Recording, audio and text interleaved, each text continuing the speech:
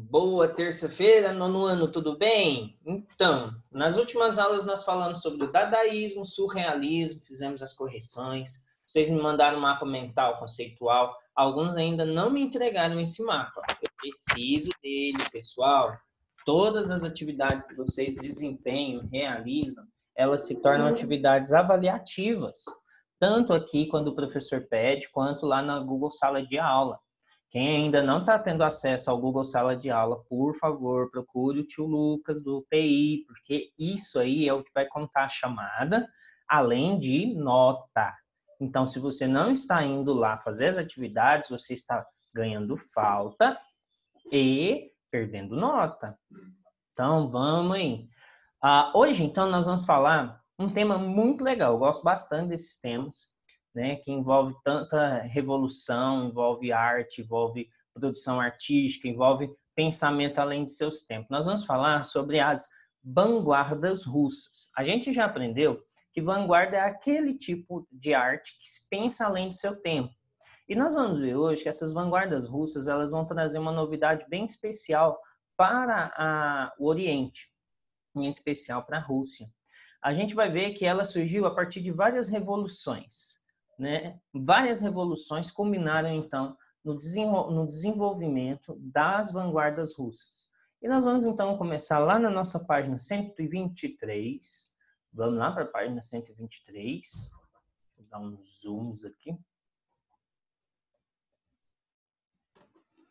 Na nossa página 123, nós já vamos falar aí de como começou. Né? Tudo tem um início, né? E nós vamos falar desse início. A gente tem que lembrar um pouquinho que em 1905, 1900, estava todo aquele processo de corrida armamentista, né? Já se anunciavam os prelúdios de uma guerra mundial, onde o mundo inteiro estaria envolvido. Por isso, guerra mundial ou Primeira Grande Guerra, depende da interpretação de cada um.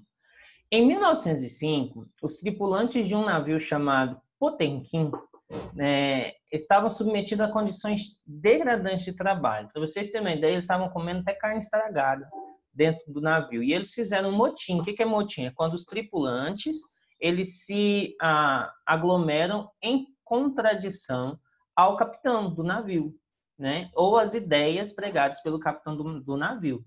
E aí, então, eles começaram a fazer pequenas revoltas dentro do navio, até que essa tripulação se fortaleceu como uma classe unida, né, contra o capitão.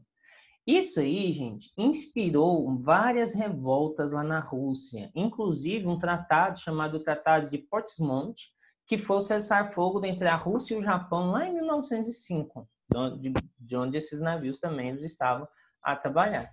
Tio, por que a gente tem que saber dessa revolução? Aí os tripulantes, né, os marinheiros contra o capitão. Coitado do capitão, apenas umas arminhas e os marinheiros todos bem fortemente armados, né? Isso aí foi importante por quê? Porque a partir dessa revolução, as pessoas, principalmente os russos, começaram a perceber que a classe menos favorecida tinha mais pessoas, era mais numerosa, e que se ela se unisse, né, nada poderia parar elas. Daí, posteriormente, vai surgir aquela ideia que vocês provavelmente já estudaram aí sobre as revoluções russas também, né, onde vai surgir aí ideias do proletariado ter um potencial maior, né, do que o capitalista, do que o dono das empresas. A gente não fala de capitalismo lá na Rússia por enquanto. Então, após a Primeira Guerra Mundial, a Rússia sofreu duramente as consequências da derrota, com 9 milhões entre mortos e feridos da guerra, muita gente. Os cidadãos russos, mais precisamente a classe operária, para quem ainda não entende, quando nós falamos de classe operária, nós estamos nos referindo aos trabalhadores. Passavam a viver num cenário composto de alta inflação, diminuição de renda e fome. Por quê? Como a Rússia sofreu tantas mortes e feridos, né, juntando tudo dava 9 milhões, ela também sofreu com abalos nas cidades, abalos econômicos, abalos políticos, abalos sociais, né, não foi só na área da saúde. Então, toda a Rússia ela estava muito abalada. O que aconteceu? Ela começou a se empobrecer. dever. E aí as pessoas, a inflação começou a ficar alta, porque quando o dinheiro do seu país começa a valer menos, a inflação aumenta, tá? As pessoas começaram a ter menos salário, então começou a ter mais necessidade, consequência disso, tiveram também fome. Aí, em 1917, um grupo de mulheres, no dia 8 de março, que nós celebramos o Dia Internacional das Mulheres, tomaram as ruas de São Petersburgo, né? Na época ela era chamada de Petrogrado. Desse dia em diante, outros protestos organizados pelas classes operárias, cada vez mais fortalecidos, surgiram contra a ditadura do czar Nicolau II. Então, viram aí, lá no navio eles se uniram, mostrou aos russos que era possível, então, ter essa união e fazer com que essa união fosse fortalecida a cada dia mais e ganhar das classes dominantes, né? E aí agora em 8 de março de 1917, essas mulheres inspiradas naquela Revolução de 1905, olha lá, 12 anos atrás, elas também se uniram, porque naquele período, ser mulher operária era muito difícil, e mesmo assim elas se uniram em favor de um único objetivo, um objetivo em mente, contra o ditador Nicolau II. Só que o Nicolau II, ele mandou que essas mulheres elas fossem para casa e, além de terem ido para casa, não terem ido para casa, ele ordenou que os soldados contessem as mulheres mesmo que fosse por disparo, matando, atirando. E o engraçado disso é que muitos soldados ficaram ao lado das mulheres, só que não resolveu nada, né? O episódio continuou violento, as forças policiais tomaram poder e brigaram com as mulheres, bateram nas mulheres, atiraram nas mulheres. E aí alguns soldados, mesmo que tinham ficado do lado delas, também sofreram. Mas essas revoluções foi importante porque ela culminou na Revolução Russa. A Revolução Russa, vocês já estudaram em história, eu não vou entrar em detalhes aqui, né? Qualquer coisa depois me perguntem. Na qual as forças políticas da oposição tomaram o poder e depuseram e executaram, mataram o ditador Nicolau II. Então foi graças à revolução lá no navio, depois graças a manifestações dos operários e graças às manifestações das mulheres, tiveram a inspiração de se unirem em favor de uma revolução que depois o Nicolau II, que era um ditador. Assim, após ser instaurada a primeira República Socialista na Rússia, em novembro do mesmo ano de 1917, muitos foram os compromissos que o governo russo estabeleceu em relação à sociedade.